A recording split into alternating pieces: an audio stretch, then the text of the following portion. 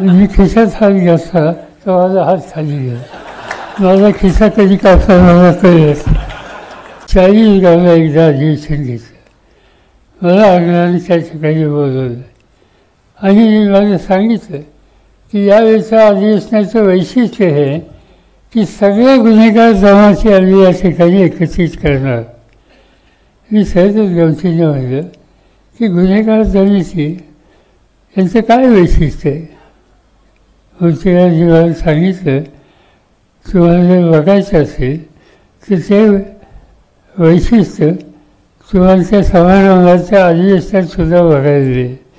म्हणजे कोण लोक आहेत ते सांगितलं सगळ्या गुन्हेगार जमाती एकेकाची ओळख करून हे खिसा कापतात, हे अमुक अमुक गुन्हा करतात, तो तमुक तमुक गुन्हा करतात. या संबंधीचं वैशिष्ट्य त्यांचं. मी विचारले खिसा कापतात? हो म्हणजे खिसा कापतात. म्हणजे कळत नाही का? त्या ग्रस्तांनी सांगितलं खिशात हात घाला. मी खिशात हात घातला तर माझा हात खाली गेला. माझा खिसा कधी कापला मला कळलंच.